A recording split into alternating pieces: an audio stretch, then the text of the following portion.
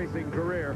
The low point occurred just a month and a half ago when, in qualifying for this year's Winter Nationals in Pomona, California, this incident happened.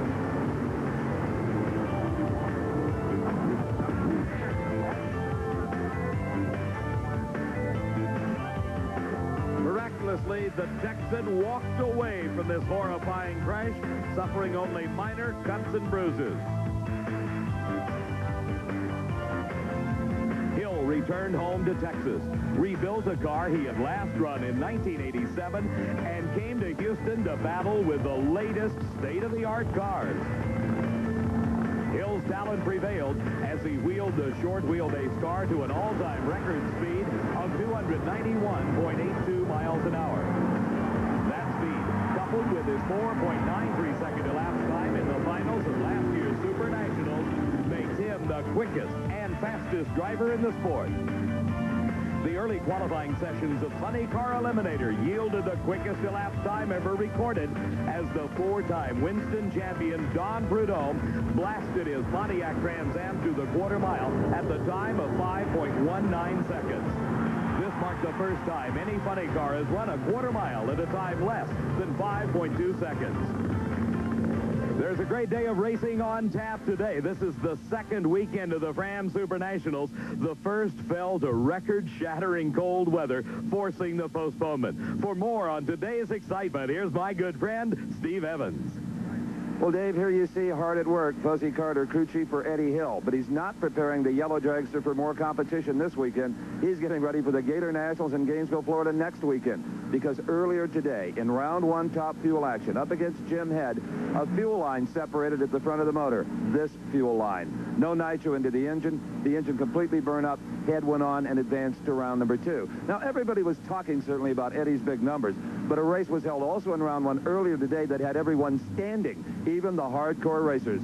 For the first time, three-time Winston Top Fuel champ Shirley Muldowney met up with young Texas phenom 23-year-old Lori Johns, only the second female opponent she's had in championship drag racing. Before they buckled up, I talked to both women. Surely the fans have been looking forward to your first race with Lori Johns side by side. The media has been hyping it. How do you feel about it? Well, we talked about it last night, and we're going to drive our own race. Actually, first round, we're going to get by that, and then we're going to worry about the real competition.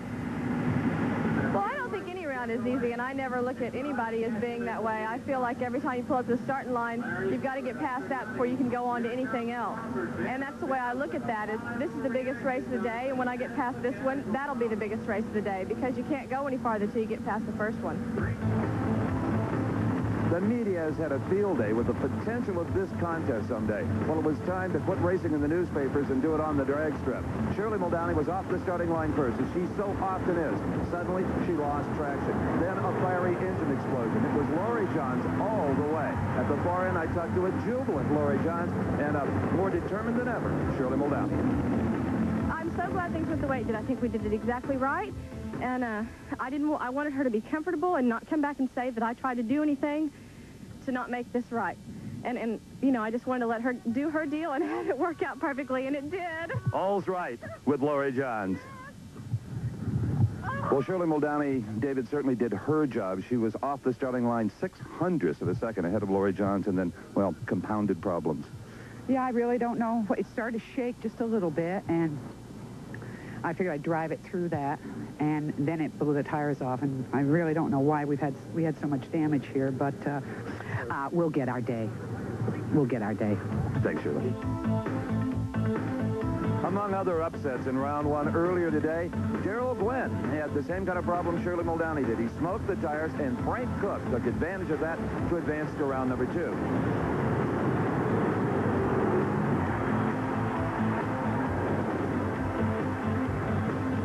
Funny car, your big upset had to be John Force, always the crowd favorite. He was off the mark first against Tom Hoover, but Hoover outran him.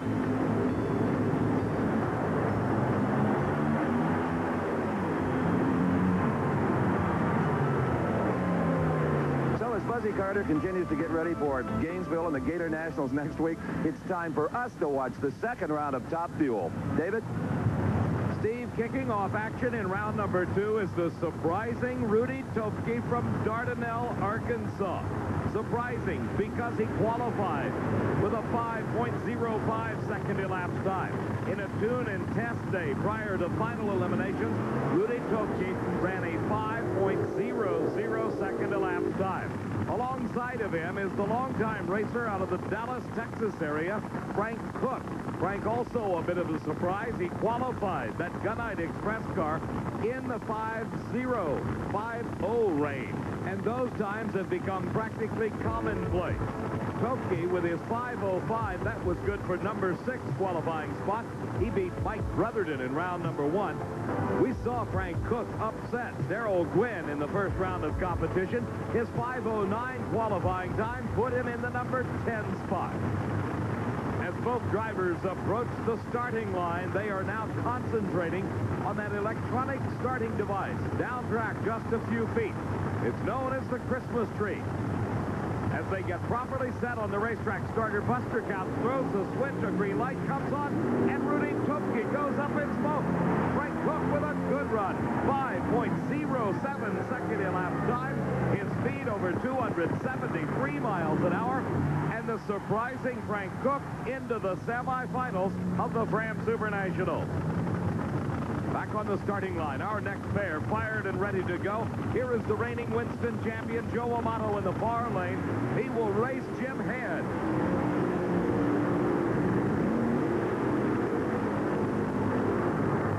Let's go to the far end of the track. Steve's with Frank Cook. You know, Dave, I said a long time ago, if the motor is right, you could put it in an aluminum ladder, and it might run 5.07, Frank. Oh, Steve, thank God. Are we having fun? We worked hard. Yeah, we're having a ball. I'd just like to thank Chris Cagle and Leroy Hess and everybody. Dave Saddles has helped to straighten this deal out, and Tony Ledford and everybody involved. Boy, it's running and consistent, too. That's the thing you need. All I got to do is just try to do my job. We'll be all right. You're doing that wonderfully. Frank Cook. Boy, this is just a great story. Steve, Frank certainly seems to be enjoying himself at the ripe old age of 50. While the 5.0 times may have become commonplace, there is still something magical about a 4-second elapsed time. And Joe Amato is the only racer thus far to record one that put him in the number 1 qualifying position. He is racing here in round number 2, Jim Head, the man that upset Eddie Hill in round number 1. Head's car has yet to be painted. That is unpainted magnesium with a treatment on it to keep it from oxidizing. Joe Amato had lots of work between rounds. He broke the engine that he called Thunder in that first round race. This is a new engine, somewhat untested.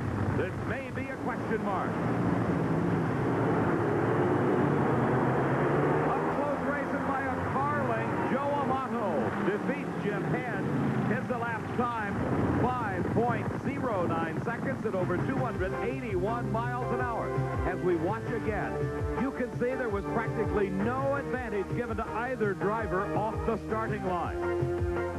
Head in the near lane, Amato in the far lane, even at this point. And then Joe Amato and his new engine performing perfectly took the win. Well, after all the tire smoke we saw in round number 1, every time you go to the starting line, there's a big question mark in your mind as to whether the car is going to stick. And Joe Amato, this car stuck beautifully to a 5.09. Well, Steve, it's still better than an 11 we ran last time, but the track is treacherous. You know, you're trying to give it enough horsepower to get down the track, but not smoke the tires, you know. And the cars are all running so close. This is anybody's race.